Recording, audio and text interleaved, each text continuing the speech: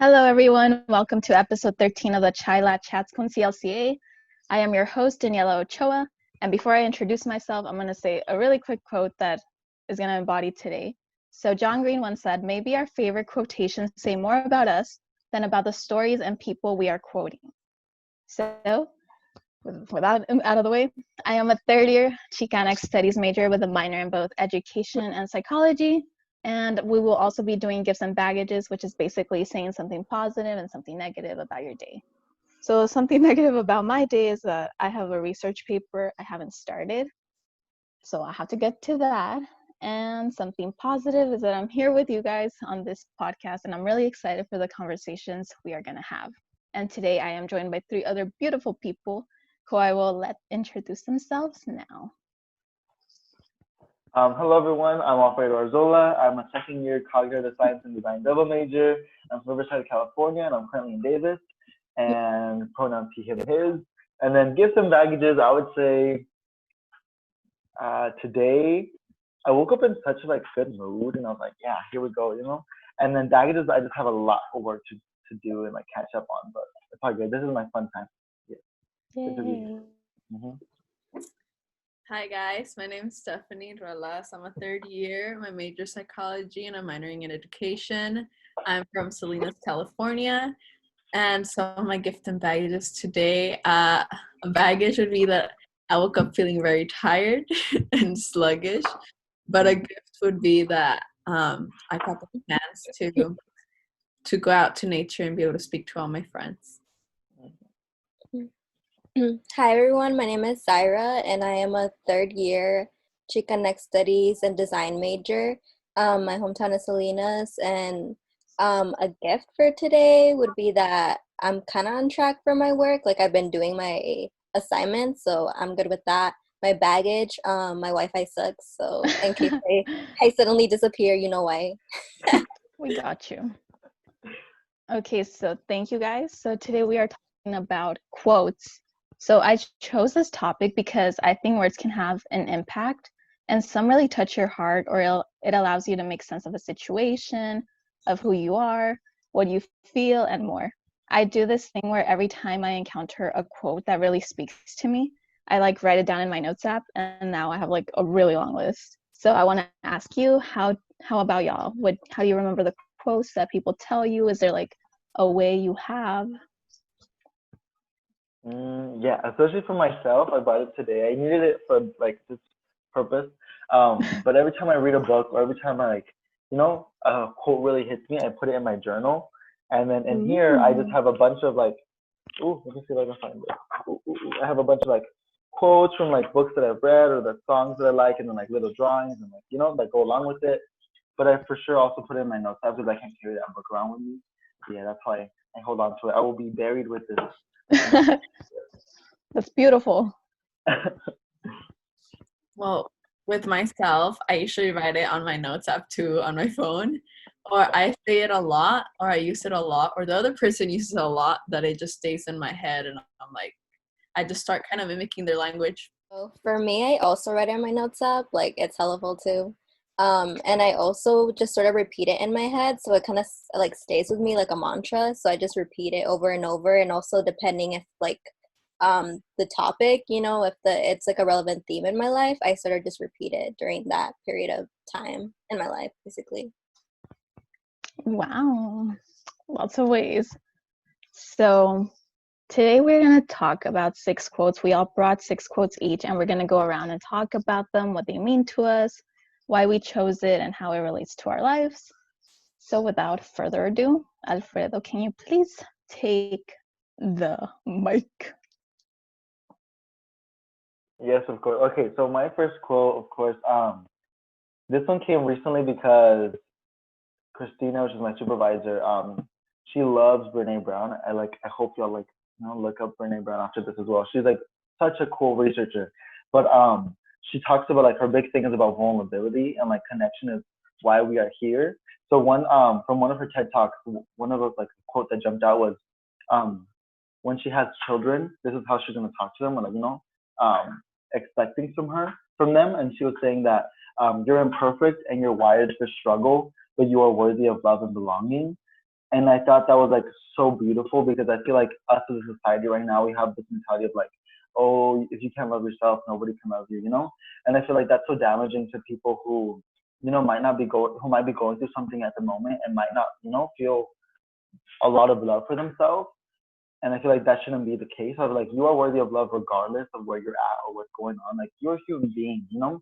Like, you're worthy of love regardless. And I feel like that was very powerful for her to want to, like, you know, talk to her children like that. And then for, like, us to also keep that in mind. Yeah. Damn, that's beautiful. I agree with that because there is a lot of people that think they have to love themselves first in order to love someone else. But that's not always the case, you know, I feel like.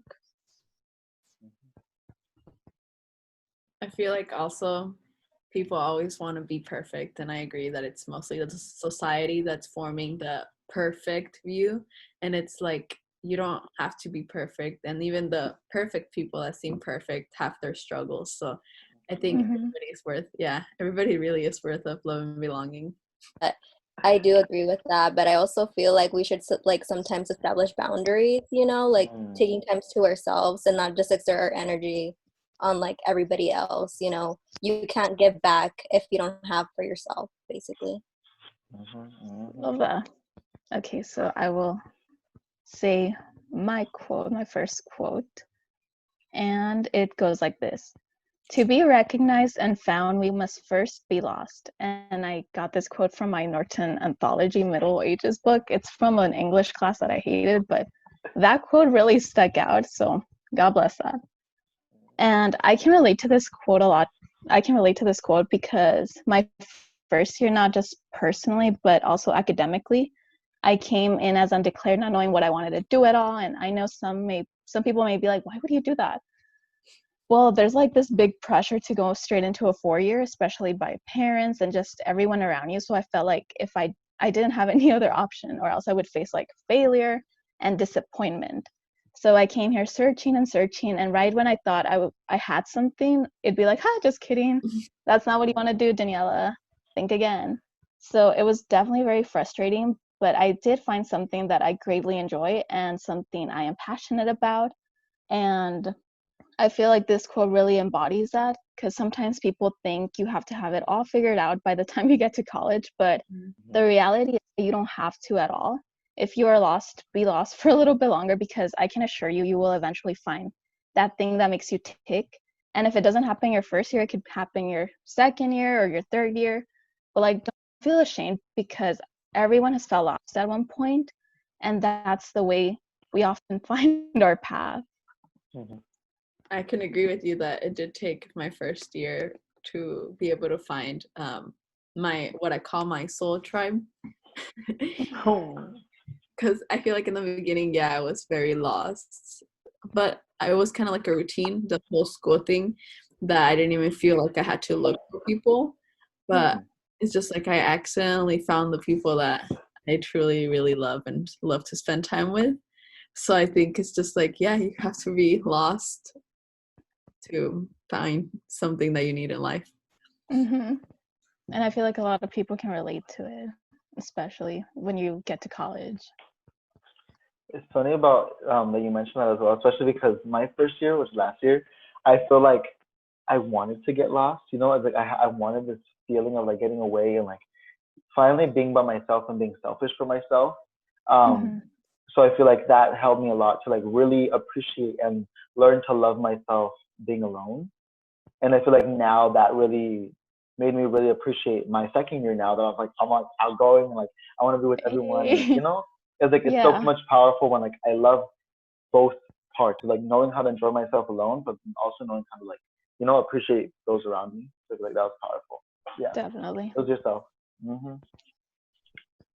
I also agree. I think for me, like that was very much the case for my first year. I came in as a design major. Like before that, like it was like very last minute too. Like I wasn't even gonna go to Davis. Like Daniela knows that like on the last minute I submitted my application for UCs. Like it was the second before like the deadline, and like I submitted it, and I was like, you know, but I was really nervous. Stressing me out. Yeah, because like I was really thinking like I'm not gonna do it, you know. So I felt very lost because like, you know, financial burdens. You know, you don't know if you can afford to go. And like also going in, like I felt very lost because at least for design, like I think Alfredo kind of knows, like because he's in design too, but there's times where like people know more than you because like they did have access to like those programs, or like their parents already have their like job lined up for them. So it's kind of difficult to be in that kind of field, not seeing people who are like you, like Chicanx, Latinx. You don't see that many. And like having that was kind of difficult. But eventually, like, you know, over time, I kind of like seeked out, I guess, that connection like through taking Chicanx studies, you know, like that was like my form of connection, and like that made me feel more centered within myself because I connected back with my culture. And so it helped me like navigate those spaces that I wasn't like, I didn't feel like I was accepted in, basically. Since we're going along the lines of like rough past and good future, I'm gonna skip to this quote that I have. It says, "The way I see it, if you want the rainbow, you gotta put up with the rain," by Dolly Parton. I believe that's how you pronounce it. And I think it like really goes along with what we just said, how we have a lot of struggles and we have to overcome a lot of struggles to see the light at the end of the tunnel, basically. And I see this in terms of my studies and my personal life as well, because I felt like my first year I took a lot of STEM classes and I struggled so much, and that was not what I wanted. I was not enjoying that at all. And it's like now I'm really taking the classes I really truly enjoy, and it's like that's the rainbow. And also my friends who I found, probably like, I just want to say that I got so close to them this year. So it's kind of like all the struggles that I've been through to find the rainbow that is you guys. You're gonna make me cry. That's a really beautiful quote. I'm gonna write that down. No, but that's really true. Like sometimes we just have to go through the challenges in order to get to that place of happiness. Kind of too with like mental health also, like you really have to go through the rain to see the rainbow, to see your happiness and like your stability like within yourself. I think it's really important, and I also love like the rainbow and the rain type of thing. But the way I also feel the rain helps with this is in the sense of like rain is nurturing. You know, rain is like provides this a lot, like it allows for plants to grow and for the world to like lighten up. So I feel like that can also be used for us to be like, we also have to appreciate the process and like how long things are going to take to grow and to like nourish and to develop for then a rainbow to happen, or for like the flower to bloom. And I also love like the diverse, like how diverse rain can be. Like it can be like one, like the rain can come and cleanse the earth or make stuff grow. It also like it's a very healing and like there's a lot very hopeful as well. Yeah. I also agree. I feel like it's really challenging when you're in it, you know, because like it's so hard to see like the good in it, because like you just feel like you're getting knocked down every time. But eventually, like as time progresses, like you sort of get to, like again, see the rainbow at the end, you know? Like, and you see like all those challenges where it's like worth it, you know, worth like putting up with, you know? And yeah, like you just live your life the way you want to. So my quote was actually from my doctor. It's basically, nothing in life is certain. You can't change the past. Today may be a bad day, but there's always tomorrow. And with this, like, it's kind of going back with what Stephanie was saying about mental health, because like during this time, like when I talked to my doctor, like I was during one of my checkups, so I was like checking for blood levels. I don't know, whatever, you know, whatever they do, the doctors. But I was there and I was talking to him, like, you know, just about my overall health. And like I wasn't gonna ask like about resources for mental health because, you know, it's something very taboo, like, you know, in Chicanx, Latinx culture, like we don't reach out for help, or like we don't talk about it, you know, it's like very hush hush. Sorry. Like my throat got dry. But it's like, you know, something we don't talk about. But I decided like to like ask him like for help. I was like, you know, like I haven't been feeling good, like what can I do, or like what are some resources you could recommend, you know? And like before that, he's like, oh, but what do you want help with, you know? So he could get an idea of like, you know, what like services to offer me, you know? And like I had a really hard time talking to him. Like I felt like it was stuck in my throat because, you know, like you get so overwhelmed, like and in your head, because like all these things are going through your head, like, you know, and you feel like really pressured, especially in like a doctor's, you know, office. You know, it's like such a place that, you know, we as Chicanx, Latinx don't feel comfortable in, you know? like approaching like someone who's authority figure. But I thought it was kind of easier to open up because he was Chicanx, you know. And also it was really funny because he also went to Davis too for like for his masters or something. So I thought that was really cool. Like, so he was like, yeah, oh, he would always ask me about Davis. And when he sat down with me, he was talking to me about like, you know, that he understood like the challenges about talking about mental health because, you know, his father like was very much like that, you know, with the whole thing with machismo, like trying not to be seen as weak, you know. And so he was talking about how his dad would be very like, oh, you know, what is that for, you know, very like, I guess, you know, not accepting it. But eventually over time that he became a doctor, like he started teaching his dad about it, and eventually he found out that his dad was like bipolar, you know. And like he eventually got him treatment. And with that, like that's what he was telling me, like because he was like, when I was like, you know, not able to talk to him, he was like, you should like concentrate on the now, you know, like you can't change the past, you know, that already happened, but what you can control is your present. And I feel like now whenever I'm in like a bad place, like I try to remember that, and I think back of all the times where I felt like I couldn't keep going, and then I just remember that I'm still here, you know, I'm still present, and like I have like control over my life and what I can do with it, basically. No, yeah, dude, that's you said a lot of stuff there that I can relate to. Also, props to you for that last part because yes, you are here and you're there to stay. But like what you said about not being comfortable in like the doctor's office, because we don't see a lot of our faces in those fields. So I feel like that goes back to the importance of having more Chicanx representation in fields of STEM and in other ones. So yeah, I'm just like, damn, true, very true. The summer before I came into college, I did lots of self discovery, and Netflix had like so many gay movies, and I watched them all, and they were beautiful. And one of them that I really like is one called Those People, and there was a phrase at the very end of the movie, and he said, "Thank you for always seeing the best in people, even when they can't see it themselves." And I just like I thought it was a beautiful phrase, um, because like this person was like he did so much for others, and he just never took the time to be selfish for himself. But I feel like that whole idea of like being able to see the good in everybody, even when they can't see it, is like, I don't know, it's very powerful. Yeah, that's my little take. Love that quote. I feel like I can see it. I feel like you kind of embody that quote because you're so great. And like, I'm sorry, I mean, getting soft. But you are. And like, not a lot of people, sometimes there's people who really don't see their own greatness, and it's difficult for the other person because they see it, you know, from the outside, and they're like, dude, you're amazing. Like, you want to like knock them and be like, see it, just see it.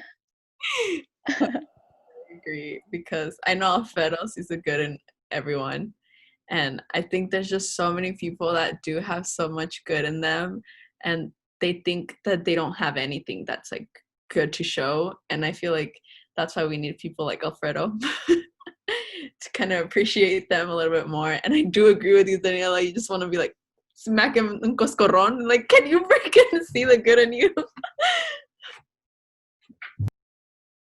Oh, I also love that quote. I thought that was really like a really good quote. I love it.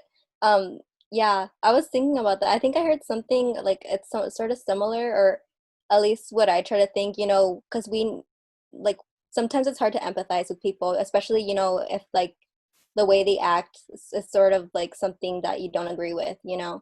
And so at least for me, how I try to like get out of that mindset is sort of just think, you know, they must care about at least one person, you know, like either their sibling, their family member. Maybe they don't treat me well, but there's at least one person that they can care for, you know. And that's what I try to think when like I'm faced with, you know, somebody that maybe, you know, I don't agree with, or like just trying to find empathy for them, basically. Yes. That was Zaida got all the quotes today. She's just speaking in quotes. She's speaking in quotes. This whole podcast is going to be quotable. I know. I love this. I love this. So this quote was said by a BTS member, RM, Namjoon, whatever.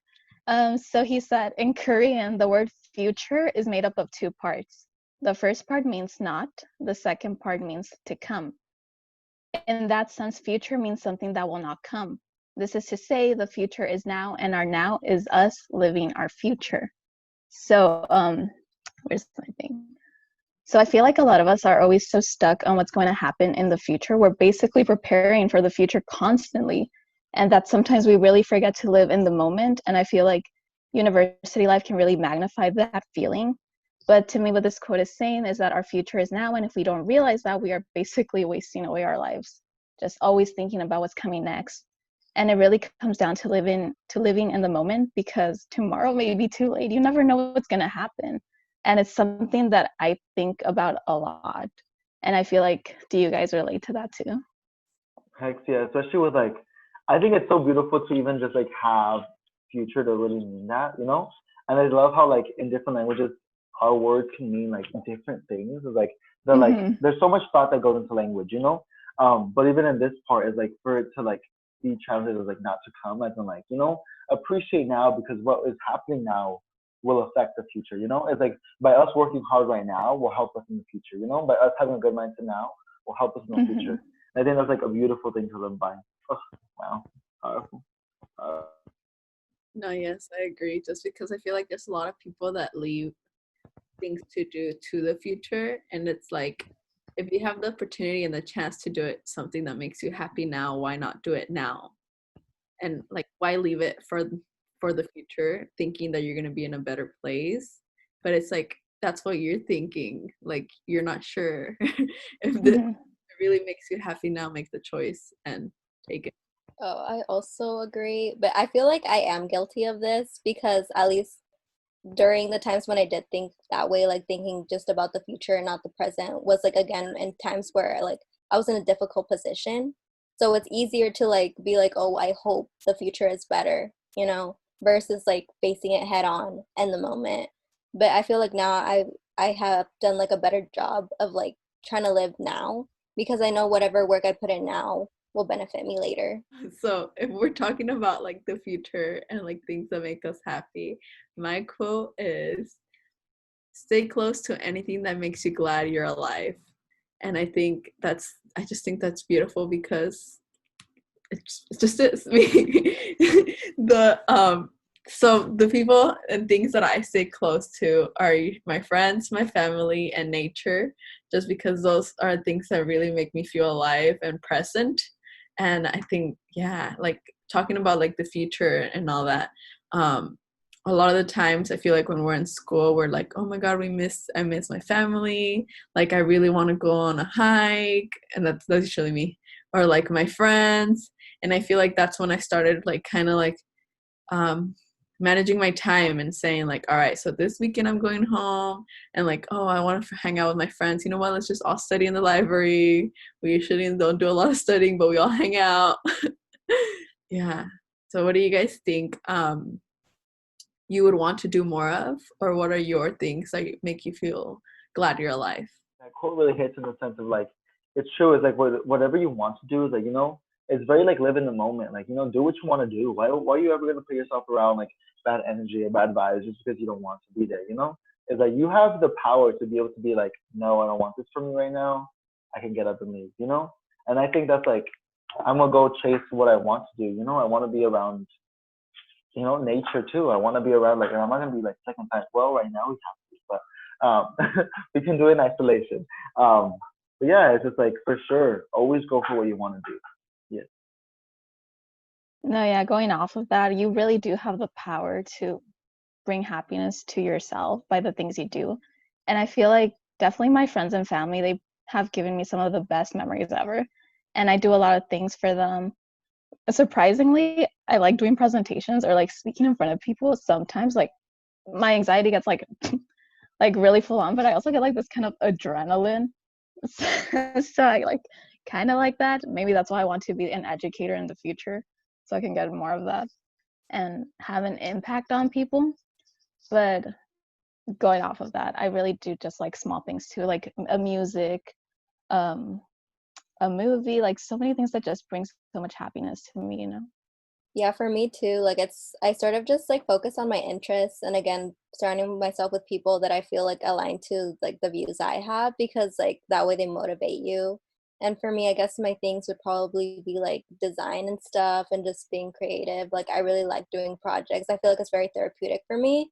Like whenever I'm feeling some kind of way, like that's where I put my energy in, you know? Like my doctor was telling me like, oh, you know, if you're ever feeling some kind of way, like anxious, put that energy into that instead, you know, like take it out from within you and put it somewhere else. And I feel like that's really helped me a lot.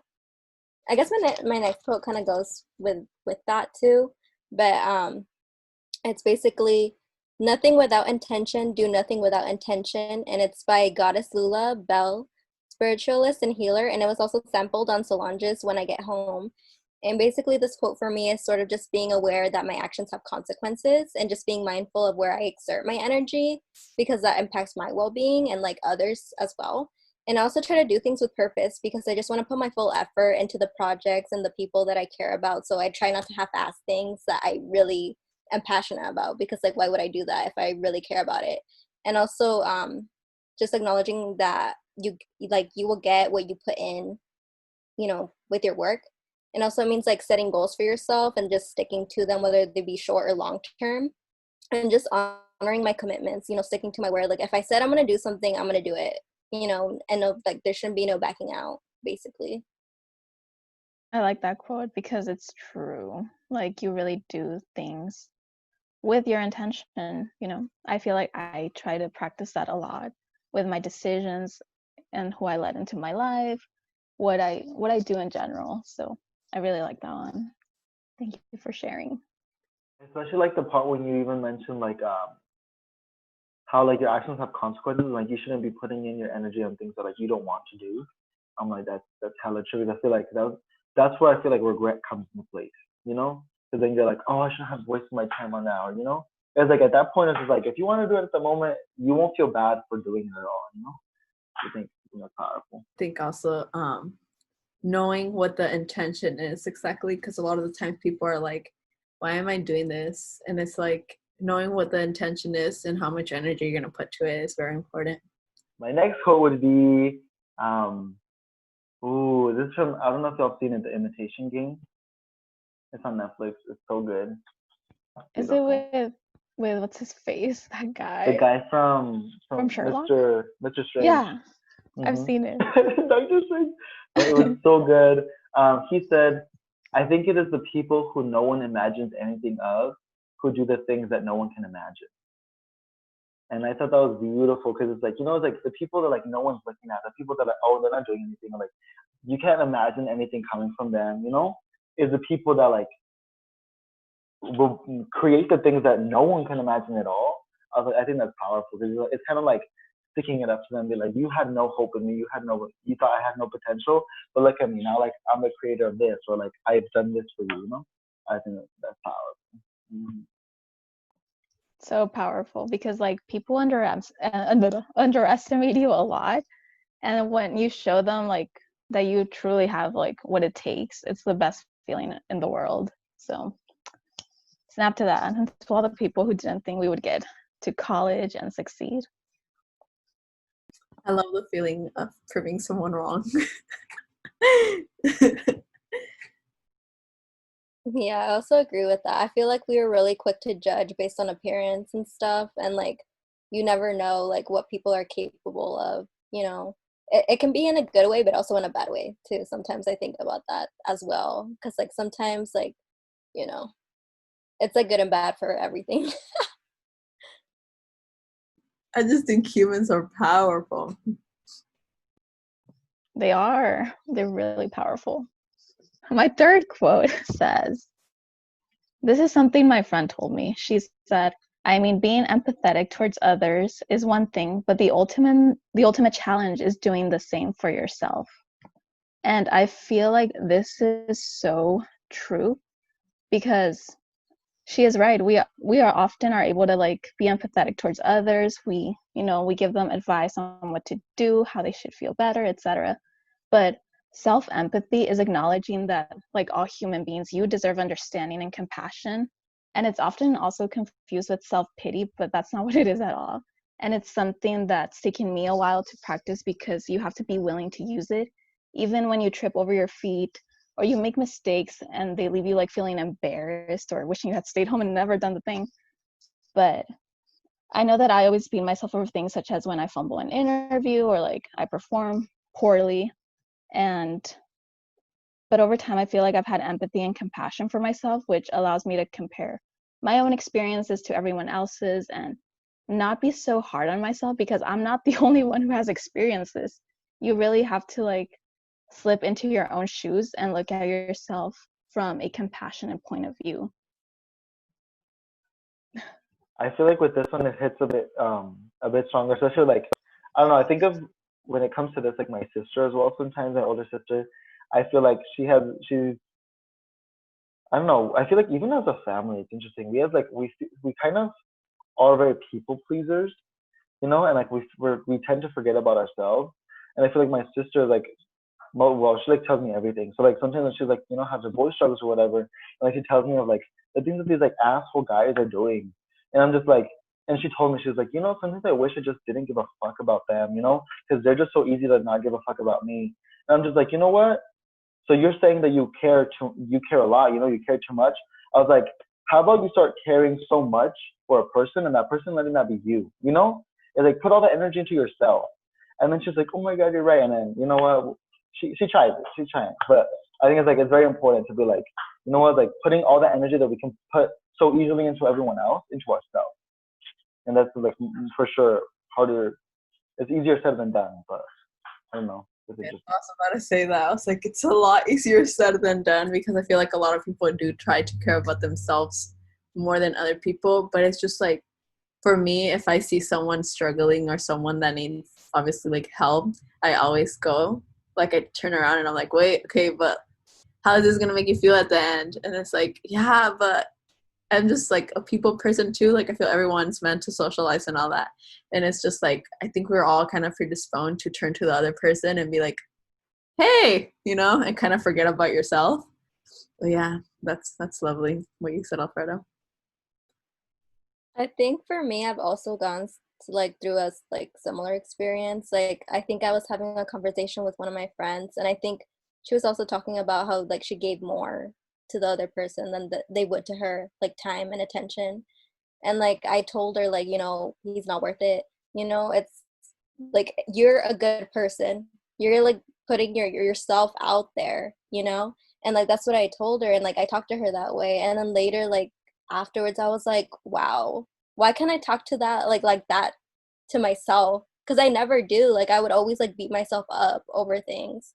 And like after that, like I realized like, you know, I should really be kinder to myself and just like, you know, give myself empathy because like I'm doing the best that I can in the moment, you know, and just forgive like the past versions of myself for like whatever mistakes I made because like, you know, we evolve as people. So it's not like definite. And also this also tags like relates to the quote I'm about to share with you guys, which is, and why not, from all my friends.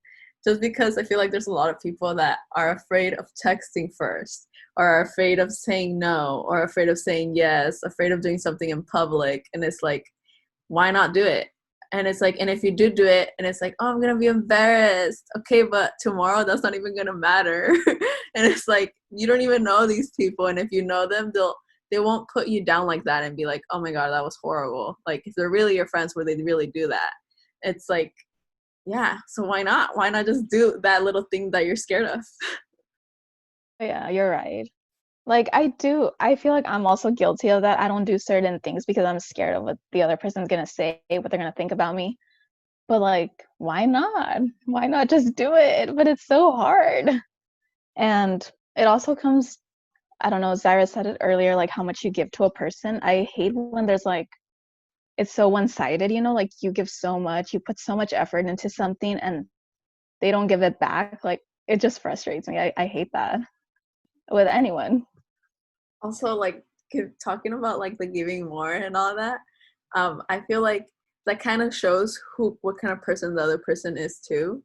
So it's like to kind of lead you on like that, or to kind of allow you to do that, or not even realize how much effort you're putting in it. And this could be like not just in like a relationship or whatever, but also kind of like teacher student too. It's like if you're putting so much effort or like research in anything, it's like kind of like being recognized. I feel like that also goes hand in hand with just being appreciated. You know, I feel like with, let's say, a person who does do so much. Like I feel like if you are that type of person, I feel like own it. You know, be like, yeah, you know what? I'm gonna show you my love. I might be a fast texter. You know what? And I'm gonna be there for you. And this and that. Like this is how I show my love. You know, and I'm gonna have so much to give, and I'm not gonna like apologize for doing that. You know. You know, it's like I feel like when it feels like sometimes if it does feel one sided, I feel like sometimes some people just give hella. Some person just has lots to give, you know. And I feel like at that point is that I hope the other person is maybe can't if they can't match them, they can't match them, but it's like at least appreciates them and acknowledges it and shows it in their way, you know. Be like, you know what, I might not be the type of texture or I might not be this, but I will show you the same amount of effort through quality time. I'll show you the same amount of effort through truly listening to you and and trying to like I don't know, make things work. And I feel like that's powerful too. That's Oh my God. powerful. Oh my God, I felt like I got called out by Stephanie when she said the part about texting first. Like I always overthink that, and I feel like that's why I have a hard time like reaching out to people because I always overthink it, and I'm like, why am I overthinking? Like, why do I even care? Like, I don't know, but that's something that I've been trying to work on because like I really do just sort of like because like I am very much like an introverted person, so like I spend most of my time like with myself. So like reaching out to people is just something that's kind of like not I guess it doesn't come natural to me because like I'm used to being independent and within myself. So reaching out to other people sometimes it's like, like I don't want to bother them because like I just assume that they have other stuff that they're doing. And I feel like that's what stops me at times. But like I try to like, because like I have like a different form. I guess like if we're talking about what Alfredo was saying, like showing through other ways, because like we all have different love languages, right? How we show how we appreciate others. And I guess for me, like it's more quality time. So sometimes I'm very guilty of being out of sight, out of mind kind of person, which it sucks. I'm really trying to work on that because like I'm very much like if you're here, then like I'm constantly, like I give the attention. But like if they're not immediately there, it's kind of hard for me sometimes to reach out. Oof. And I'm glad you brought that part up, Zaria, about like out of mind. Just like, you know what, being like, there was this quote that like Sergio also mentioned him, or another quote, sorry. But it's like, he was saying like, which is interesting. I want to see like your guys' input in it too. Where it said like, oh, someone texted on top, oh my God, like in times of like right now, like you really notice who your friends are, like who's checking up on you, and this and this and that. And then one comment below it said, and I thought this was the interesting part. He's like, wow, how interesting must it be to like feel so entitled where like you think people need to check up on you all the time, And it's like, why can't we just like all acknowledge that, sometimes we take stuff for ourselves. And you know what, if we check up on each other, we check up on each other. It's like those friendships are like, you don't talk to your like best friends. The moment you talk in real life, it feels like you just never went like months without talking. And I feel like sometimes, I don't know, I feel like I could understand both, but it's also kind of like, I don't know, I would hope we have enough power to be like, you know what, I'm doing me, they're doing them. We'll check up on each other. That's powerful. But I also feel like it would be nice to sometimes check up on your friends. It won't hurt to do that. I don't know. How do Yeah. y'all feel? I also agree with that because like I very much I do feel like sometimes like if you're in a bad place mentally, you like for me I never want to exert that energy onto anybody. So that's why I retreat. That's what I do. Like I retreat whenever I'm feeling bad cuz like I just don't like, showing that to other people. So I feel like that would make sense in that way. Like if someone's doing bad like mentally or they're in a bad place, sometimes, people don't reach out, you know? But it's also equally important to like let them know that you're there, so I kind of I see both sides as well, so it's kind of hard to decide it. I think it just depends like where the person is mentally and what they can give to Yeah, the other person. that's true because I feel like sometimes I have my off days when I really can't be on social media, or I just don't feel like talking to anyone at all that day. And I'm like, I hope they don't take it personal. But sometimes you really have to be a little selfish and put yourself first because, I mean, it's your health, it's your mental health. And yeah, that's something I've noticed with me, where sometimes I also just retreat because I really need that time for myself. Think I'm very I'm the person probably that's like texting everyone nonstop. just because I really like to hear back from my friends and I just love talking to them. But I totally agree that there is times where I'm just like, I don't really want to do anything today, and it's like I know I'm in a like a kind of mood. I don't want to say bad because it's like a weird mood because it's like you're not sad and you're not bad, but you also don't have the energy to be like your usual self. So usually what I do, I kind of still tag along with my friends because I know they're going to boost my mood one way or another. Okay, that's my quote. It's sort of like kind of going along the lines of this, but it's sort of about establishing boundaries. So basically the quote is, do not let somebody else's problem become yours. And it's from Kelsey Lou at the end of her song of I'm Not in Love and her album Blood. And this really stood out to me because like I used to be really emotionally and mentally involved with other people's problems. And it really started affecting me.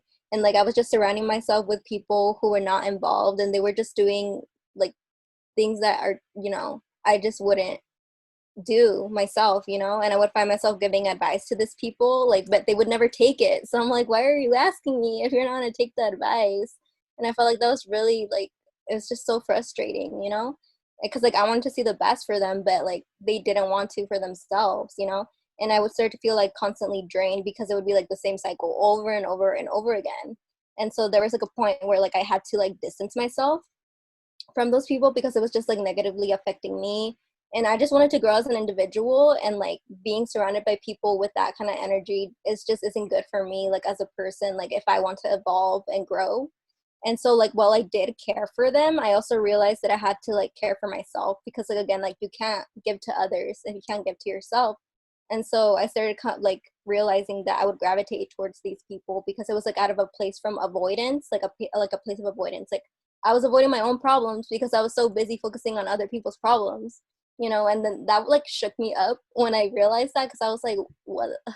Because like I realized, I'm not paying attention to myself, and there's these things happening in my life, but I'm so busy concentrated on someone else's. And now I just don't gravitate to like towards those people, or if someone is being negative, like I call it out. I'm like, that's a toxic behavior, and like I don't care like if like you get mad at me, but I'm not gonna like put up with it, like why would I put up with that? And yeah, but like I feel like you can still care for others. It's just having those boundaries, if someone's being negative, like I don't have to be there, like obviously support people when they're in a vulnerable position, but at the same time like make time for yourself because like you're not in charge of their life. They are, like they make their own decisions. You don't do it for them. Like they have to make their own decision at the end of the day. If they don't want to get better, like, it's very hard to be there. And especially with that kind of relationship, it's very one-sided, like they can't reciprocate, the time you give back to them. That was amazing. I just agree with you that there's so many people that know they need help, but they don't want to reach out for help. And it's like, you can only do so much for them. And it does kind of distract you from your own problems, that it's like me putting all that effort into that person. It's kind of like, oh, but did you even think about like all this all going on? Kind of like a list in your head, like, hey, you're not really thinking about these problems right here. And it's like also agreeing with you with pointing out the toxicity.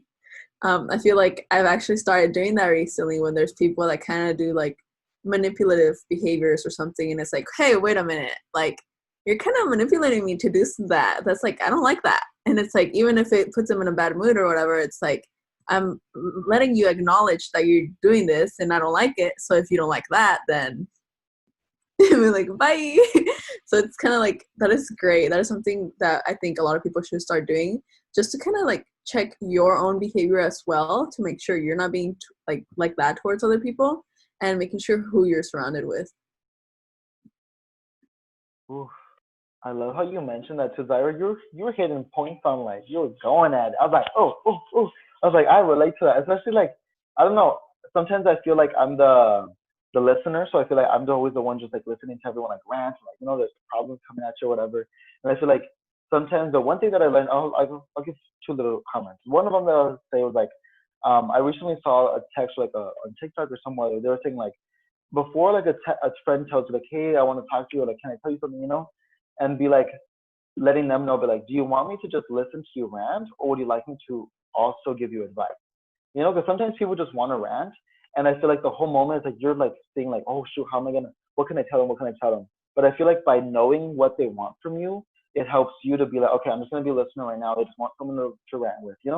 Or if they're gonna be like, you know what? Here's my problem. What advice can you give me? I feel like that's how then it prepares both of the parties to be like, okay, I'm gonna let them know so that they can help me, or I'm gonna listen to see how I can figure something out, or we're just both gonna talk. We're both gonna rant real quick, and then we'll call it a day and be like, cool, we just stressed, vámonos.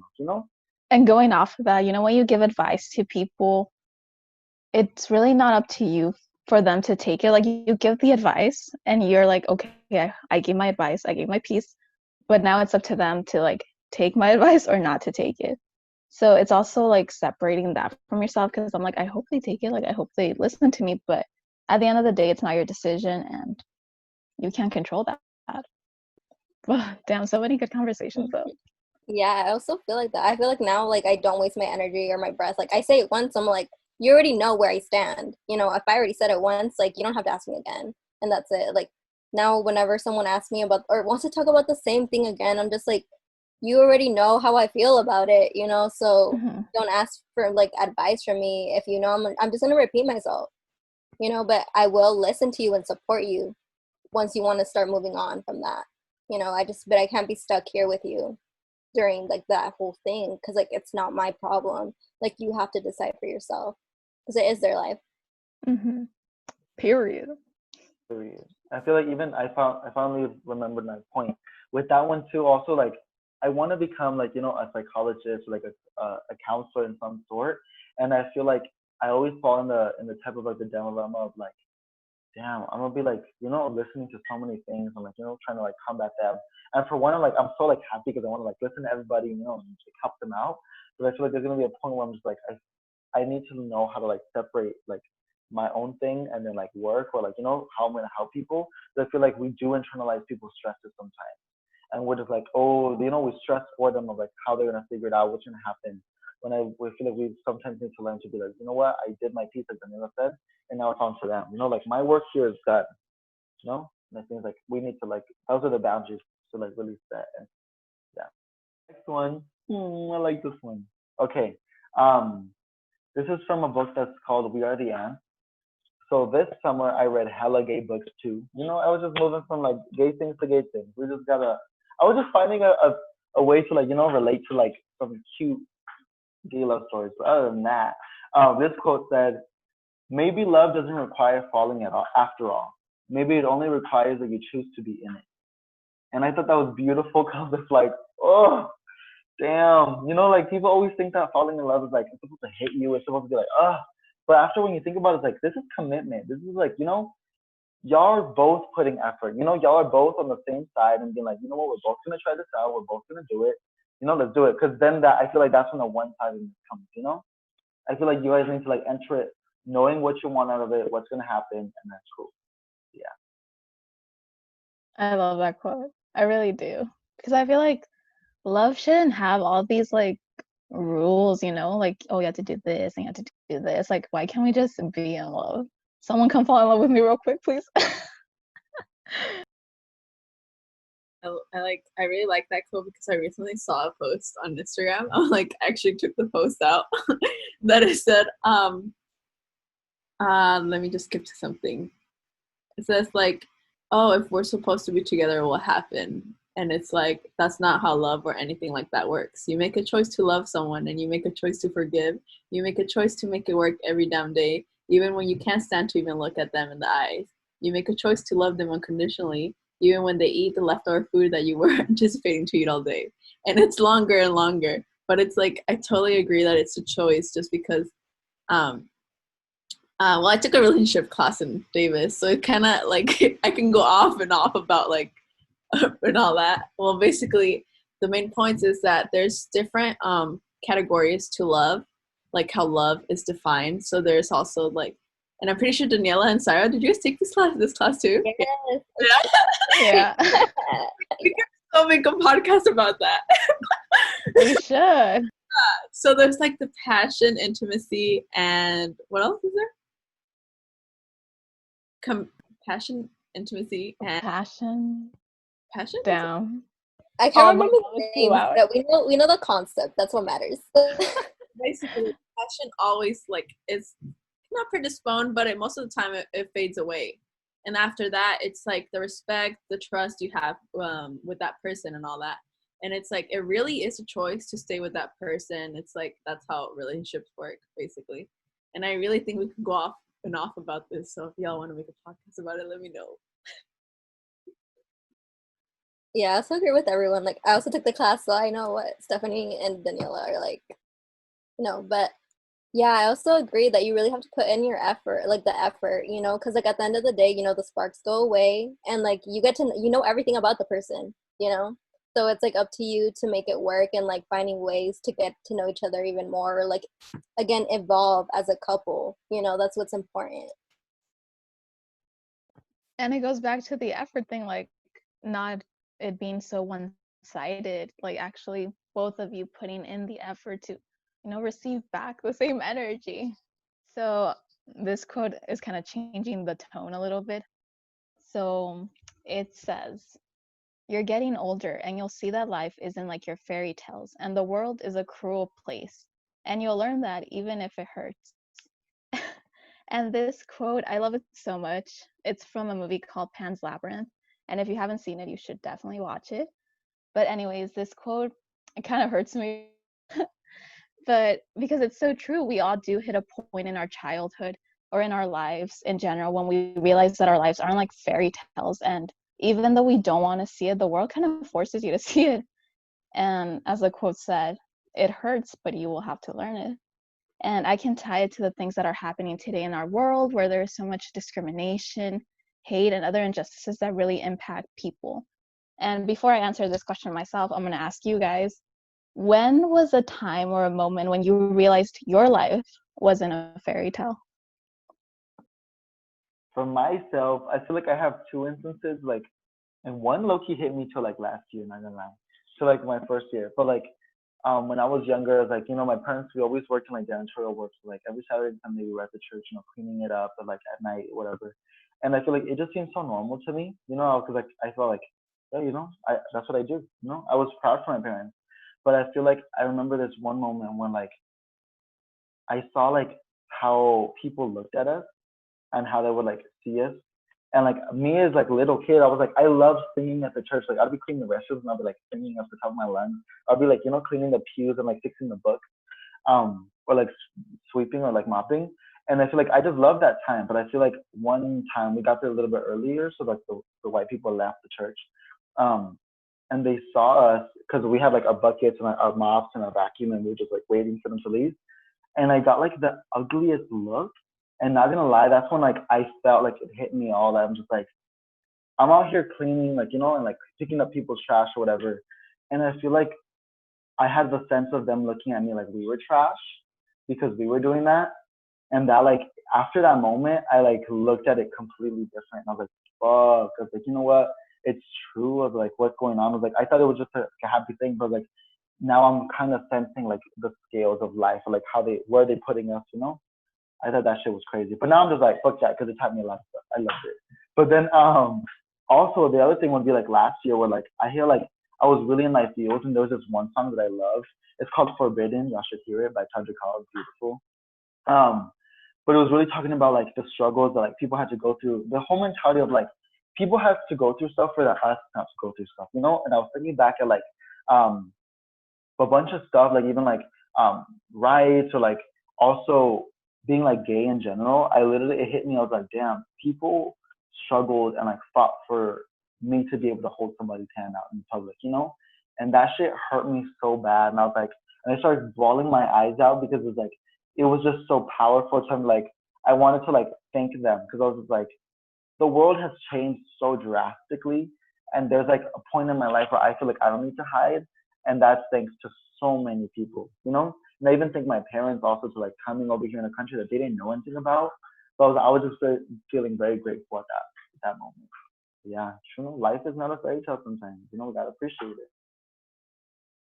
I totally agree with Alfredo. It's like it triggers me to know that there's people out there that really consider themselves religious and all that, and are still able to judge these people, like everyone, honestly, like they're able to judge other people that are not themselves and put them down, type of thing. It's like, I mean, I could. It's so triggering to know that they're able to do all this, and it's like, if you really consider yourself so pure, then how are you doing all this to other people? And it's like, I agree. My mom also works at a very hardworking labor job. That it's kind of like, when I was younger, I wasn't able to actually acknowledge her coming home tired and all that, and also because she was also younger, so she was able to take more. And it's like, growing up, I can see how life is not a fairy tale because she has worked so hard for us. And it's like, that's the reason why I'm like continuing my studies and working so hard for her too. And it's like, I see all these luxuries from my other friends that are kind of like, not any of you guys, so don't be like, oh yeah. But it's kind of like they're complaining about something they weren't able to get, and it's like, honey, there's people out there that can't even afford that. There's people out there like not even worried about that, and you're complaining about something that could be resolved, or it's not even needed for you to be actual find happiness in that. And that's kind of like also the point where you see happiness and all of that. But yeah, I think those are the main points that I see where life's not a fairy tale, and also about all the craziness going on in the world, like the shootings and everything like that. It's like, life really isn't a fairy tale. People aren't here thinking so differently compared to us, just because I know we are all kind of like very good people and like to protect the earth. I also agree. Like, I think kind of with sort of going off what Alfredo was saying, but for me, like, I felt like I didn't have the opportunity to see life as a fairy tale simply because of where I grew up, you know? And as Chicanx, Latinx, you know, we face a lot of discrimination and racism. And like, for me, like, I was raised like in Georgia, you know, like that's like in the South, like in somewhere called Ackworth, you know, like out there, like forest trees and like predominantly white, you know? And so I never saw anyone like me. And I faced like a lot of discrimination, racism, you know, growing up. And I was like in kindergarten, you know? So I had to learn about that like a really early age, and like having those talks with my parents, you know, like, um, you know, just sort of like tell us that we are enough, you know, like it didn't matter what they would say to us, you know. And like it was really hard not having a community because like, again, like the language barriers too, because like, you know, both of my parents like were undocumented, are undocumented, and like didn't speak the language, so it was very isolating. And so it was like very hard to ever see, I guess, my life as a fairy tale just because it was like that, you know. But I feel like now I try to like I try to go backwards because I felt like I had to grow up so fast, you know, being so young, you know, having to face like those difficult, you know, having those difficult experiences and conversations. But I feel like now I try to like go backwards and like try to be a little bit more youthful now and like enjoy life, you know, versus like going back to those, I guess, hard experiences for sure.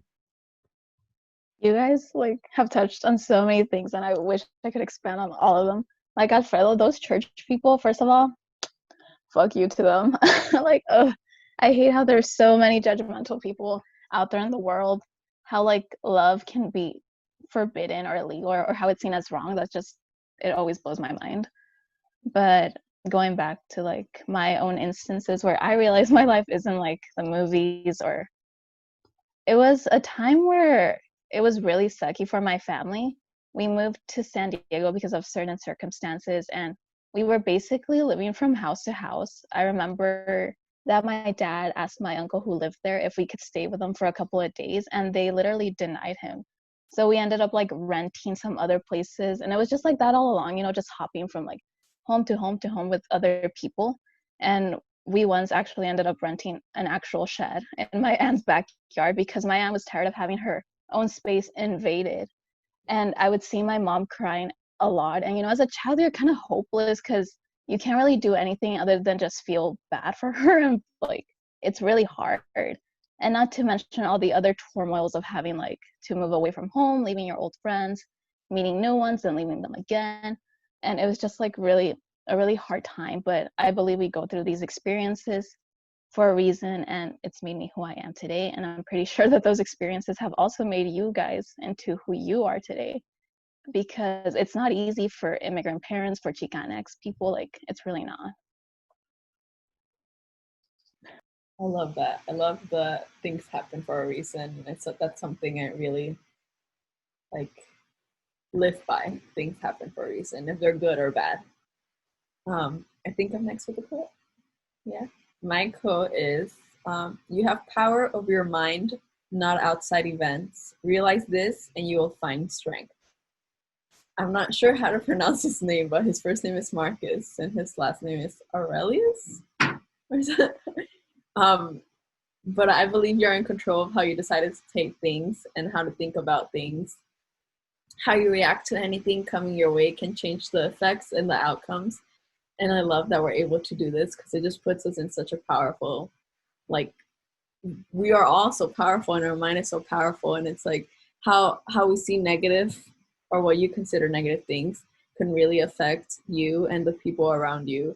And it's like, if someone tells me something negative or something bad happens, it's like, I can't really control the situation. And if I know it can be solved, then it's like, all right, then let's just solve this. Like, why freak out about all this if we can, like, why stress so much and put so much effort into such a negative energy when you can just do it in a positive way, or kind of like not brush it off, but like take a deep breath, like, okay, I'm going to work through this. And it's like, that's it. Like, why give the chance to like let go of such negative energy to other people or yourself, to like just to be put in that situation when you can just think about it in a more positive way. And there's obviously things that you can't control, and also things that are like not solvable that puts you in a negative situation. But it's like how you think about it in the present and how it will come out in the future too. I like that. I like that quote a lot, especially because it's like it's true. It's like, I feel like it also goes back to like thinking in the present. Like, what can I control at this moment? What do I really truly have power over, and be able to be like, what, this is out of my hands. Like, once again, like, things happen for a reason. This had nothing to do with me. I feel like that kind of is helpful sometimes, to, like, really take the stress and the pressure off yourself. Yeah. Just going off of that, yeah, I also agree that I feel like we can only really control like our own actions, at the end of the day. And also because like I felt like I would feel like a lot of guilt over things because I felt like I couldn't do anything about it. But like things like disease, death, all those things, those are like out of your hands. You don't get to decide like what happens in those instances. And like all you can really do is just like go on with your life and just try to do the best you can. Just keep moving forward. Going off my quote, it's sort of like, I guess, kind of going based off like what I was talking about prior, like about the fairy tale one, I guess. It's sort of like on solitude. So it's sort of like this quote is I had to have solitude and force myself into solitude. If something wasn't right for me, I couldn't force myself in it. And that's by Princess Nokia, also known as Destiny Foscari. And basically I chose this quote because, again, like, where I was like raised, like I was very alone like all the time because like I didn't really have a community. Like there's no Chicanx Latinx over there in Georgia. There's like where? Like there wasn't. And if there was, like they would move a lot, like they would just come in for like a season just because of work. And so like that really forced, I guess, me to like go in within myself and like also just thinking about society and like how like we are so often afraid to be left alone with our own thoughts, and we perceive being alone, like solitude, as like a negative thing, especially in a society that promotes constant communication, like now that we're living in like a digital age where everyone can be like accessed like so like easily and like quickly, and then we face like feelings of like FOMO, fear of missing out. So we always want to be on it, like constantly connected. And so again, like I've always been like a naturally introverted person, which is something that like a lot of people would see like as negative, and like I would get like a lot of slack for it, like a lot, like from people just like saying like, oh, and it would make me feel like really ashamed of myself because like sometimes I just want like space to myself, like that's how I recharge. And so with that, that's also like where I found a lot of my strength, like in those difficult like circumstances. Like I always had to go within myself and like, just acknowledge like what I was going through, and like that's how I deal with my problems. And also I feel like it's difficult, like, for people to be alone with their own thoughts, because like then you start thinking of like all the things you don't want to think about, like it's so easy to like filter, like, I guess censor that out when you're surrounded by so many people, because like you have distractions. And so I feel like we as human beings, like, we see ourselves like as central characters, and we have like a hard time admitting to our shortcomings. So I feel like that's why sometimes people see like being alone as a bad thing, because like again, you're like thinking of all the things, like they're your own thoughts, right, in your head. So like it's kind of hard to like face your issues. Like for some people, they don't want to take the time to like look within themselves, and I feel like that's really important. Like as much as like I also agree that connection is extremely important, but at the same time we have to take time to ourselves, because then how else do we know each other, like outside of our connections, like our own identity. I feel like we really need to take the time to ourselves just to get to know ourselves better. Yeah, I feel like there's like a double-edged sword with solitude, because and on one hand you like have so much time to think about like bad things, but then in another, like, it's really peaceful to me. Like sometimes after I'm with friends or a big crowd, I really need to go into solitude to recharge, because that's how I am. When I was growing up, I was always alone. Like I would play by myself on the swings and stuff and like kind of talk to myself. I would play out like scenarios. I don't know. I was a weird kid, but I'm so used to it. And even in high school, I wasn't usually like with a bunch of friends. I had like one friend. So I feel like solitude has played a big part of my life as I was growing up. And I feel like right now, I feel like I'm kind of coming out of it, but I also still have that place where I can leave sometimes, like just go by myself, if that makes sense. I love how you mentioned how like recharging, like it's so important to be able to like, acknowledge yourself and your energies and be like, what, I need to be alone right now. And just appreciate that aloneness. And then what, I'll be better, later on. No, yeah, because like Zaira said, sometimes you don't want to project like your negative feelings onto other people when you're not feeling good.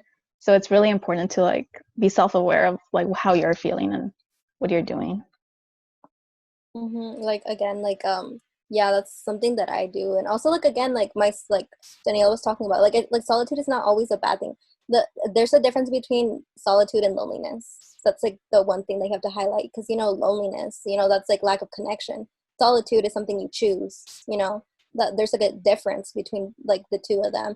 And like for me, when I choose solitude, it's like when I want time to myself, or like I know I'm not in the best position and I don't want to exert that energy to another person, or like if I just want to like have fun with myself, like I like going into my own interests and like diving in, doing my projects, like researching things that I'm interested in. And, that's like my time to myself, that's me time. And like I don't think there's anything wrong with solitude. Like loneliness, yes, there's something wrong with that, because that's lack of connection. But solitude, that's something that shouldn't be looked as a bad thing, I feel. It's good to take time, like solitude, and get to know yourself, kind of like know what you're thinking and what position you're standing, where your mind is at. Because we are surrounded by a lot of people, and we kind of are told to like join this club, join this other like association, join this program, talk to your professor, to do some research. And it's like you're doing so much, and it's like it's really good to take time for yourself and choose solitude, not loneliness. I put, the universe has no opinion of you. The universe only reacts off the energy. Your actions and thoughts are keys and shackles. And I think that was beautiful. I thought it was like interesting. It was kind of this poetry book. This poem is called False, and there was the poetry. The book was called Chameleon Aura. Oh, it was beautiful. I should look it up. But I think it's very interesting, especially we touched upon this earlier on as well, like how the energy we put out is like the energy we receive, but also about like how our actions and thoughts are keys and shackles. Like how like they can open doors for us, but they can also like chain us up and like keep us from like getting to where we want to go. I think that's how we have to keep in mind the energy that we want to project out. I agree, just because kind of like what the universe, yeah, you did mention the universe. I was about to say kind of like what you say, what you manifest, and how you project things to what you're thinking about and how you're thinking about them. I also saw a quote recently saying how if you say you don't have it, kind of like if you notice more of the things that you don't have or what you can get. So it's kind of like the two different thinkings, like kind of like negatively thinking, like, oh, I don't have this, I don't have that, I don't have this. And it's like a positive way of thinking is like, I have this right now and I'm going to get this in the future. And it's like, that's how you put your energy in the universe. It reminds me of also like being grateful for what you have and like the moments, not always just focusing on what you don't have. Because I don't have that energy because I don't have a lot of things, but I'm not gonna be like, oh my god, I don't have this, I don't have this. So definitely that.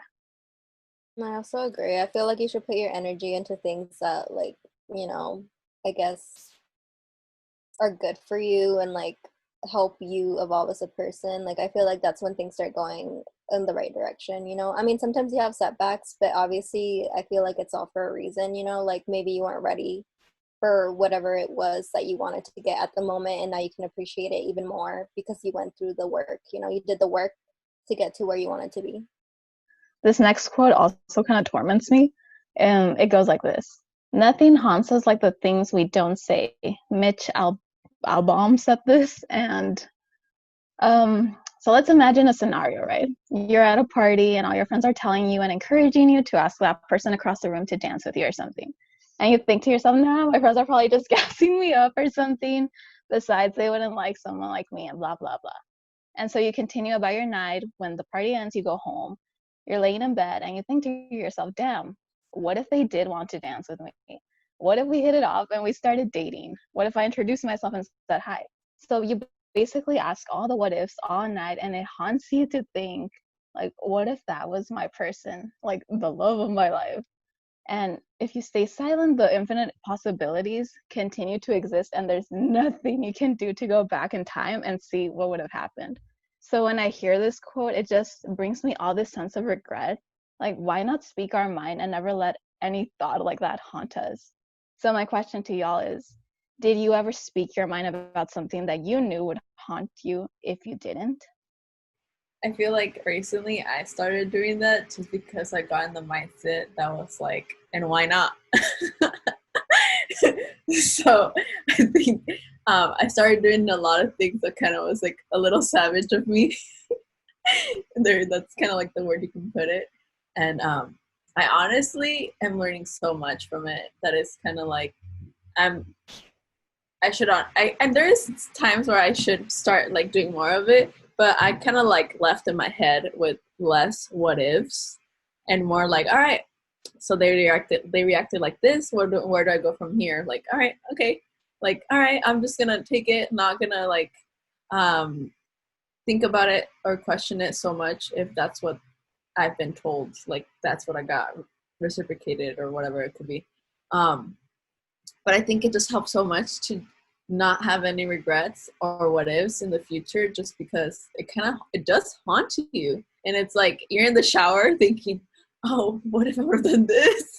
or, or like your night thoughts when you're trying to go to sleep, and it's like, oh, what if this actually happened? And it's like, I feel like everyone has those, but I think it's just good to just like, why not? Just do it.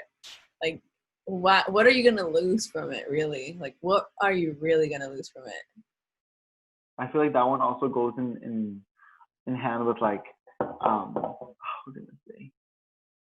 It's like I don't know if y'all heard about like the bystander, like being a bystander. It's like speaking up for things. I feel like that. I think this is the perfect quote for that, because I feel like sometimes if you see something happening, and we're, oh my god, this is going on, or oh, that person, this and that. It's like it takes a lot for you to really like stand up for a person or for yourself, because it's gonna haunt you later on if you don't do something at that moment.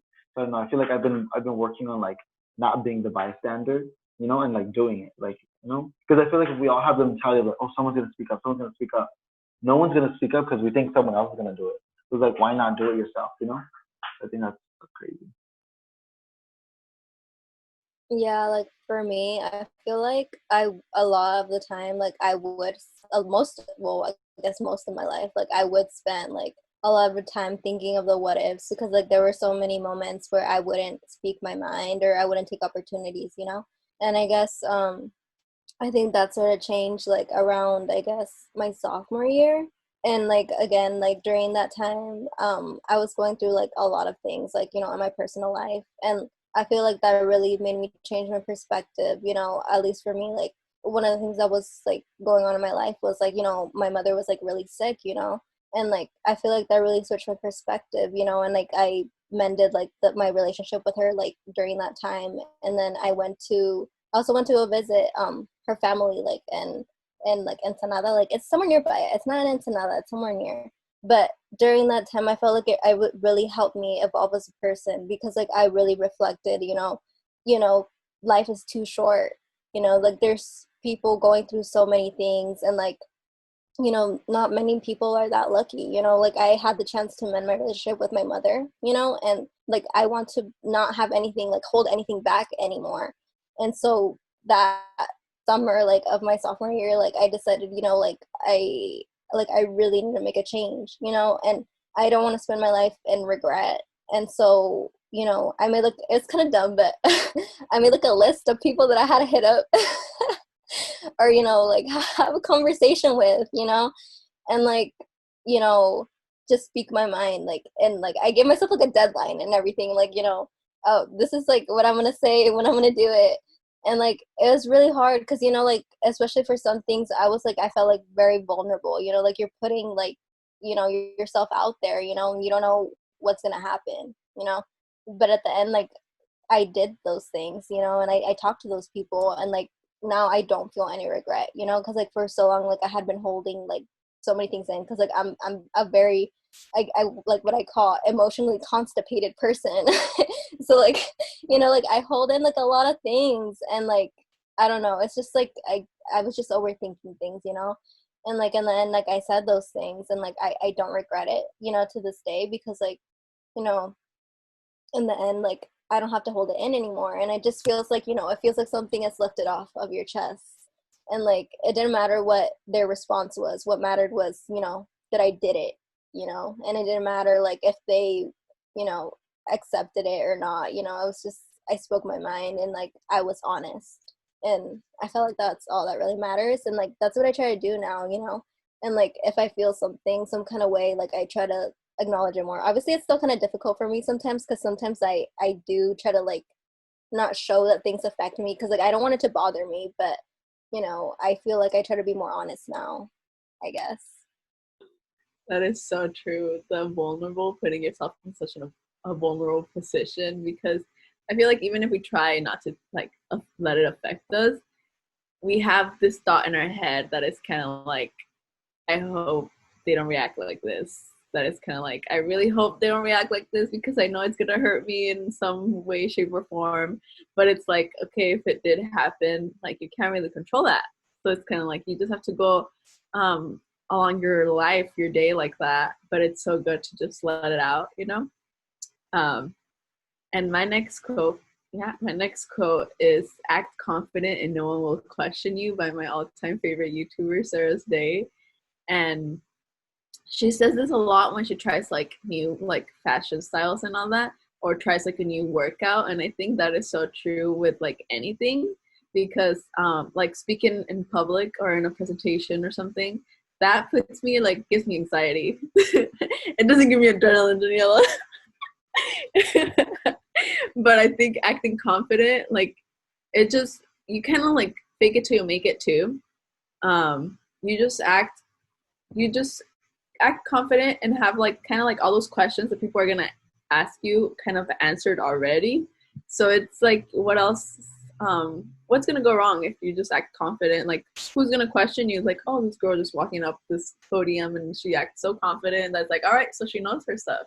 And it's kind of like, it puts you in a good position. It has helped me a lot with big crowds, and also going to like, well, for me, like new settings. Well, for me it's usually like the gym. So if I go to a new gym, I act confident, so no one is gonna be like, oh my god, look at this weirdo just walking in, does she even know how to use that? So it's gonna like act confident and no one will question you. No, yeah, that's so true, because I feel like I act confident, but they don't know what I'm truly feeling inside. Like I'm dying inside and they don't know it. And sometimes I forget that I'm like, okay, they don't know you're like dying. Just go out there and do your thing.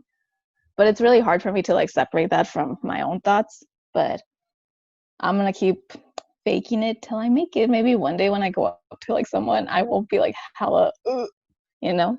Like I do get an adrenaline, but it's like really nervous. Like I get really nervous. Like I get super hot. My face, like, oh, I'm a tomato. Pero yeah. Also goes along the lines of talking to someone and hearing something you didn't want to hear. You kind of like act like it didn't bother you. So it's like, no one will question me right now. Yeah, I feel like I try to do that in my head. I try to pump myself up before I do something, like a presentation. I'm like, you got this, like, and like, you have that scenario in your head where you play it, like how you're gonna do it and stuff like that to sort of pump yourself up, just to see like, oh, I'm gonna succeed. Like you want to visualize yourself succeeding. I feel like that's something that I do, that I like try to do, like just beforehand, so that I don't feel so anxious. And I feel like that really helps, just like visualizing yourself succeeding in the end. Being kind of vulnerable. I don't know. Vulnerability scares me sometimes, bro. It's because it's really hard to put yourself out there, and it kind of goes back to my other quote, like saying things that you don't normally say, you putting yourself in that spot. I encourage our listeners right now, if you have something you have to say to someone, go and do it, because like we said earlier, tomorrow could be too late. Oof, I'm glad y'all mentioned vulnerability because, oof, that's a crazy topic. I feel like that's been like the quote of the month because even at staff, like right now, my staff meeting, we've been talking about a lot about Brene Brown, my very first quote that I brought up. She is like powerful and like literally she's a researcher and all she talks about is vulnerability, the power of vulnerability. She said that that's like the most courageous thing that anyone could ever do is like be vulnerable. She's like all she calls them first fucking times are equals vulnerability because every time we have a first time of vulnerability, she's like, right now we don't know what's going on. We're in high stress because we're so vulnerable because all of us are going through a first time crisis, a first time pandemic. It's like we're all going through it right now, so we can't really ask much of each other. It's like it's too crazy. So that we need to understand that and be like, understand that we're all being vulnerable by even just going out and doing the things that we should be doing. Yeah, I'm gonna put a link in the chat with her YouTube TED Talk about vulnerability because it's powerful. But yeah. This quote is mirrored heart is someone who is going to give what you give, put in what you put in. It's an equal meeting of two loves. And this by F.K. Twigs and from her song Mirrored Heart from Mary Magdalene. And basically, I guess like I really agreed with that because that was something that I had been thinking about lately, like I guess like as you evolve as a person, finding someone who like mirrors that, and like I do believe that people and relationships can mirror who we are as people, like in both good ways and bad ways. Because I feel like if I look back, those negative relationships, like, and when I talk about relationships, I'm talking about like both platonic and romantic. It's not like, hopefully one day we can talk about relationships and not just have to clarify, but basically how those negative relationships like really helped me kind of see like the parts of myself that I wouldn't have seen otherwise unless I was with that person, and being able to identify those wounds that I had to heal within myself. But also like now that I am in sort of a path where I want to be a better person and just like evolve as a person, like finding someone who is like willing to do the work, how we were talking about before, like you have to put in the work for a relationship to work, you know basically. And also I guess my question is for you guys for this quote or whatever thoughts you have, is like basically what is necessary for a healthy partnership. I think we kind of talked about that already, but also something like just to throw it in, what me and Danielle were talking about, like do you believe in soulmates? I guess like that's another one, I guess a question Honestly, yeah, I think it's what you put in, it's what you're hopefully is what you're gonna get. For whoa, this could go deep. Let me just skip to the soulmate question. I think that a person has many soulmates in their life, and it can't, like, it's not just intimate relationships. I agree with you that I hopefully in the future we're able to talk about relationships just like relationships, but it's not only like intimate relationships that you can have a soulmate, but also like friends. And that's when I mentioned like a soul tribe. It's like I feel like there's many souls that you can really connect with and just kind of support you through your path in life. And it's just so amazing to think about him like that. Like, it literally makes me so happy that, like, I found many people that are, like, in my soul tribe, but, like, it excites me to know that there might be even more out there. And it's like, whoa, like, I really, yeah, it makes me excited for the future. I know I like to think about the present. Right now, I can't really be excited about the present because of this whole pandemic going on. It's like, what can I do with my soul tribe right now? FaceTime. But it's like, it gets me really excited at what we can do in the future and how we're going to look in the future, and like the carne asadas. And it's like, ah. Oh yeah, I feel like that question, the soulmate one, is like a debate for us romantics. Because sometimes believing in some things gives us a kind of control. Like, I don't want to be like, damn, I'm really gonna die alone, aren't I? But I know it's unrealistic to expect that the best possible match is just gonna fall into my lap someday. I've seen enough movies to know that that's unlikely, and in real life. But I still hope. I want that magic of knowing you met the one. I want the thrill and all of that good stuff. But like you said, I also think soulmates don't have to be like your significant other. It can be your best friend, your sibling, or even a pet you have. Someone with whom you can connect at a very like good comfort level, who share the same views like you. Like, when you feel that words are not required to communicate between you guys, and just by looking into each other's eyes, you can figure out what the other person is feeling. Yeah, I believe that that person could be your soulmate too, and it can be your own friend. Yeah, I agree with that. Like I was also saying, yeah, that I really think of soulmates. Yeah, I feel like I agree with Stephanie, what she was saying. Like, I feel like we have many. I feel like life is sort of like choose your own adventure. Kind of think that's how I think about it. And the people you meet, like, that like that's how I think of, like, when I think of soulmates. I feel like there's so many. Like, in the end, you will find someone who you can connect with.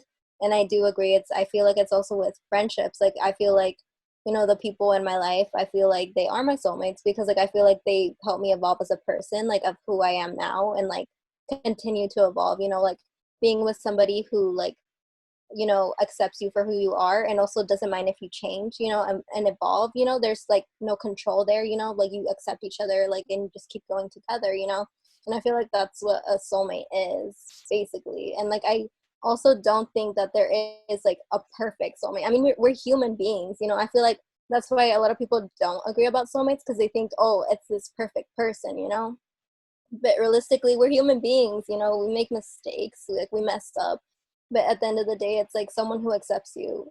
I feel like that's what a soulmate is, and makes you a better person, basically. Yeah, we're touching on so many things. I was like, yes, yes, yes. I feel like it's like so much to fall into it. Like, also just in any relationship, just being able to like communicate and like having a feeling of not being judged, of being completely comfortable with like literally giving your all and your all being enough, like I feel like that's crazy too. Like, just knowing that like you can try and they're happy that you're trying, like at least doing it. And also I feel like it's also a big part of like a relationship where like you can both grow together, but grow from each other as well. It's like there's a reason y'all are together, like, oh, you were supposed to teach me a little bit about that, and I'm supposed to teach you about this.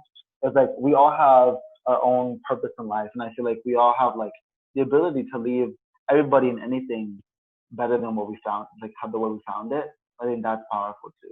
Yeah. Oh, and also another quote my best friend would used to use this a lot too. Was like, she said, communication is everything too, but the most important thing is comprehension. Because if y'all just communicate but you don't understand each other, where y'all gonna go? It's like very important to also communicate but comprehend like what are y'all trying to communicate and talk about. I think that's powerful. I think that's beautiful. Beautiful. And also, since we're touching about relationships, I've always thought about like having a relationship as a sort of friendship where there's no secrets, where you're bare naked to them. I mean, not literally, but I mean, yeah, it can be literally, but I mean, in thoughts, without feeling guilty or fearful of what they'll say. You're just honest with them. And I want something like that, where you just respect each other, where you accept who you are, and you bring out the better version of each other. I was about to say that, like, be able to change in a better way. Kind of like they were put there for a reason. What if that reason is for you to help them change to a better person? Like basically what Sarah was saying, evolve together. And I think that's so beautiful. And like be able to comprehend them and respect their choices. And like, okay, where are we going from here? Like I understand you feel like this and all that. It's just so beautiful. I love this. I think we should have a podcast about this because Yeah, and also I feel like soulmates look different for everybody, you know? And also sometimes it's people we don't expect. I feel like that's another thing. I feel like we so often kind of think of like a perfect partner in our head, but maybe what we want is not what we need sometimes, you know? That's another thing that I think about a lot. Because I'm like, sometimes I feel like I want a certain thing and then I feel like I end up somewhere else and I'm just like, what? You know? And like, just that, I guess, you know? I guess like a soulmate isn't like a singular thing, like a person or characteristics or traits. It's just someone who is like, you know, tailored for you in a way. I guess like you complement each other, I would say, because like we should feel whole as like ourselves, like as one, because we're like a whole person, you know. We don't need it. There's no other half thing. Like I hate hearing that. Like, oh, I need to find my other half. I'm like, girl, are you not complete? I saw this one tweet. It was like, what are you, a fraction? I was like, bro. And that was so funny, but I'm like, it's true. Like we're whole, we're complete. We have our own identity, you know, outside of somebody else. And like a partner just enhances that, you know, and helps us evolve. Like if we want to evolve more, you know. I love y'all are amazing. Zaida was hitting it so well. Like my sister uses that phrase all the time. She's like the universe doesn't give us what we need. I mean, doesn't give us what we want. It gives us what we need. You know, and sometimes what we need is not the way we want it. You know, and that's crazy. It's crazy.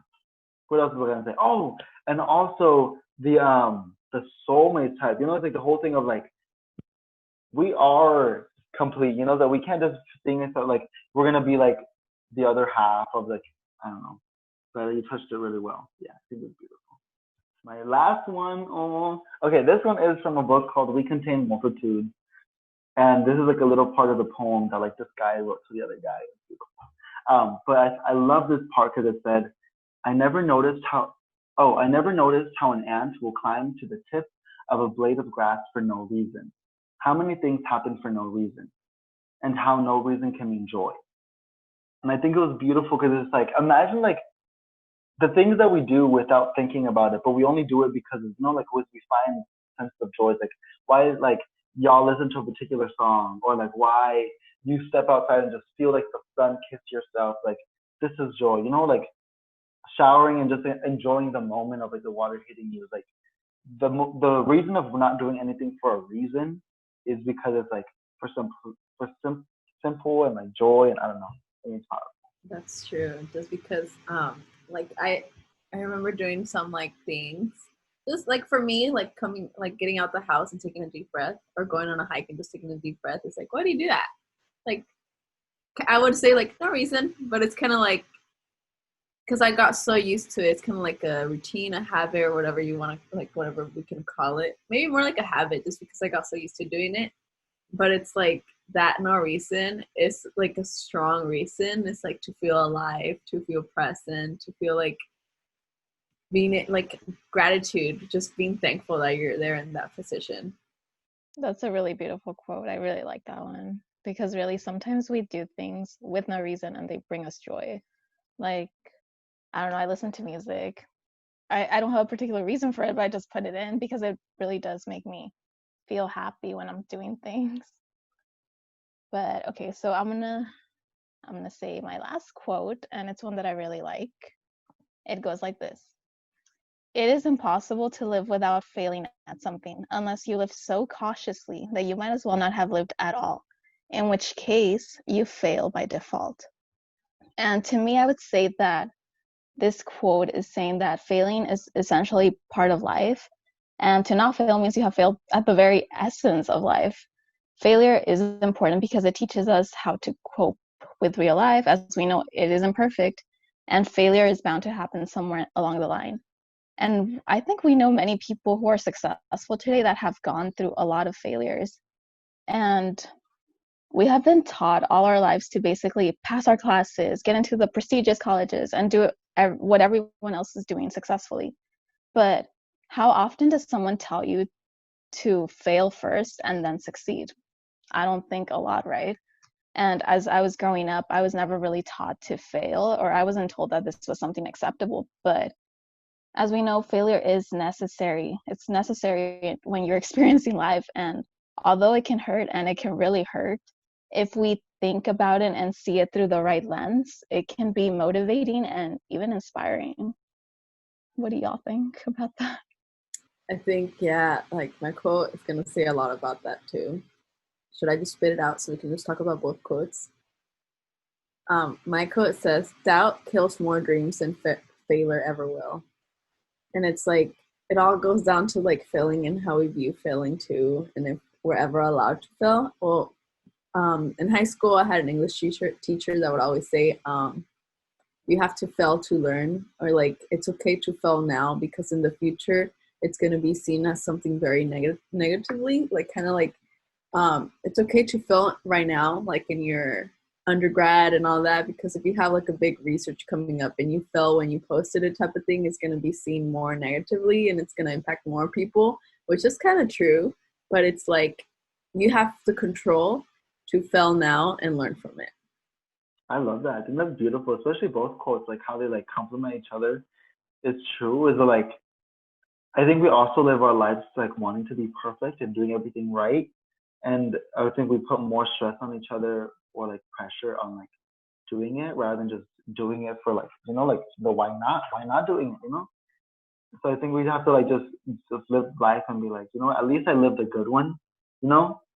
I feel like that's why also is like some people are able to be like, whether I know that's how I feel right now too, is like if I die right now or tomorrow, whatever, I feel like I've lived my life how I won't die.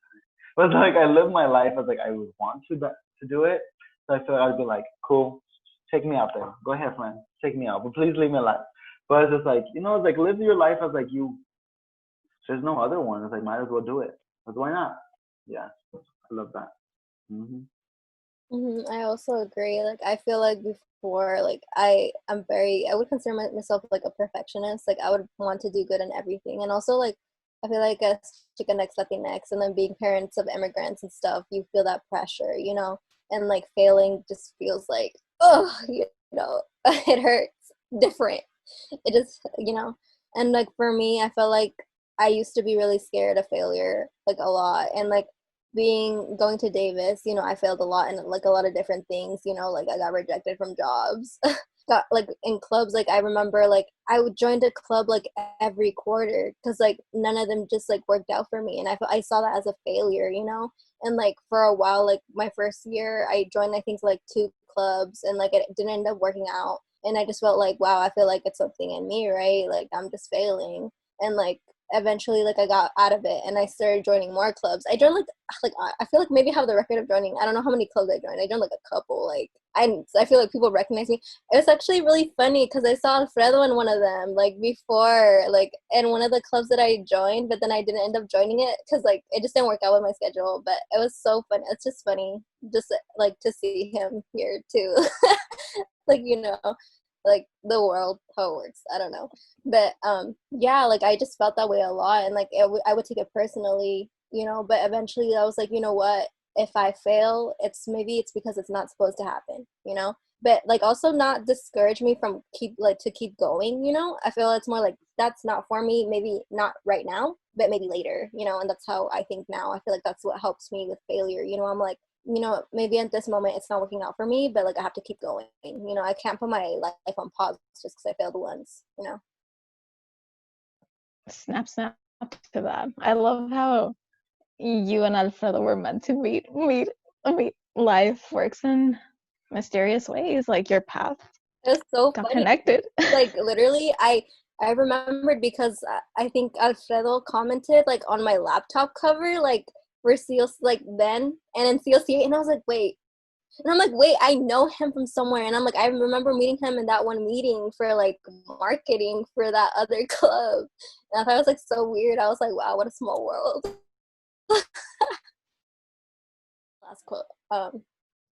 but it's sort of about like evolution. So basically the quote is, it's from a song. So it's fall in your way so you can crumble, fall in your way so you can sleep at night, fall in your way so you can wake up and rise. And it's by Solange, and it's from her album A Seat at the Table. And basically, this quote for me sort of acknowledges the need to change in order to evolve as a person. So just like addressing the areas we need to improve on so that we can become the best versions of ourselves.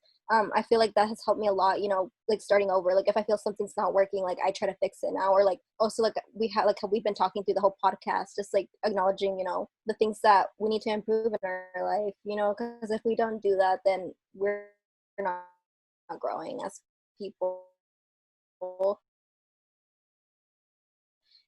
And I guess like my question for this is like, and like, how have you like addressed it, or how have you tried to fix it, I guess? Or are you still working on it? You know, it's fine if you're still working on it. Yeah, I feel like I can go first. I feel like I've definitely become more independent from high school to now. I feel like I've come such a long way. Like I am not that person from 4 years ago. I feel like I've grown in confidence. I don't really let people's opinions of me or what they could be thinking affect me as much, because I know in the past that did really affect me. I was like, oh, I don't look a certain way or da da da da. And I just do me now, because at the end of the day, they're not gonna pay my bills or anything. So fuck it. And I also do things for myself. I make my own decisions of who I want to be or who I let into my life. I also feel like risk takings has impacted me greatly. And I'm not talking about like jumping off cliffs or anything, but more about taking opportunities such as CLCA, taking those leadership roles I never envisioned myself in years ago, and now imagine myself without them. So definitely that. And I feel like I still have even more growing to do. And I can't wait to answer this question in like a few years from now. I think so. Me too. Is like independence and checking myself to see what is affecting me and what I'm letting affect me. Because I feel like, yeah, I've grown a lot with like what used to affect me before and what affects me now. And I feel like I've gained control um, of what I let in my life, basically, and also gain control of what I accept words as compliment and words as like offensive. And it's just basically gaining control of my mind. But I'm still working on it too. So it's kind of like something that everyone is, well, myself, it's like evolving and changing every day. Oof, I feel like, oh, yeah. I feel like for this one,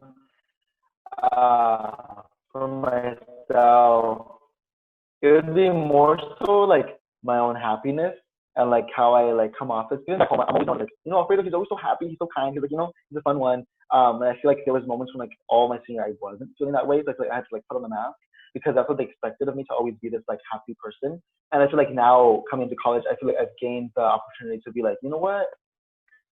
I'm gonna feel how I wanna feel. And I feel like now I'm still feeling like happy and stuff, but like it's like it's genuine, It's like the insides match the outside, and I know I can, provide it, because I feel like now it's like fuck all that. I'm gonna be happy for myself, and I'm gonna be happy for everybody else. But yeah, I've for sure grown to like. I feel like that also comes into loving myself too. I feel like I've truly learned to like love all of me, even like my flaws. Because like there's things that I'm not perfect at, that's for sure. So I feel like that takes a lot. Once you let go of that pressure, or like just acknowledge you are who you are, because I also agree. I feel like for me, it was like, I think that I touched upon it with all my quotes because I felt like it all connected to what I felt like I needed to grow in. You know, for me, it was like making boundaries with people, like still being there for people, but also being there for myself and just talking to myself in a like a or in a kinder way, basically, and just, you know, concentrating on my own life and just I guess like finding ways to like communicate more efficiently. I feel like that's something that I'm still working on, communicating like my feelings and stuff because that's hard. It's hard sometimes because like I'm the kind of person like I just try to be like, oh, it's cool, I just like, nothing bothers me, but I'm like, it does. So, and there's like nothing wrong with that, I feel. So yeah, I feel like that's what I've been working on and what I'm still actively working on. Damn, well, we got through all the quotes. I want to thank everyone for joining this conversation, and thank you to my guests for bringing all those beautiful quotes and all your input. It was amazing. Do you guys have any closing remarks that you would like to say? Thank you for listening. So I hope. would. Sorry. Oh, sorry, Daniela. I would say just to share quotes with us. I would love that. Yeah. Yeah, I was going to say, I hope you all learned a little more about who we are as people and the impact that words can really have on us. And if you have any of your quotes that you would like to share with us, you can email us or hit us up on our social media. My Instagram is Daniela Loves Pizza, just like that. My Instagram is 323 Arai, ARAI. Mine's Life with Stephanie. Make sure to spell my name right. With the F. Mine's too complicated, but it's like at Elite Flirt. I don't know. Try to sound it out. Try to sound it. Or you can just go to the CLCA Instagram too. And if we have a message for Zaira, I'll give it to her. But thank you so much for listening. We hope you all have a good day, night, whatever day it is. I don't know what day it is. Bye. Bye, guys. Bye.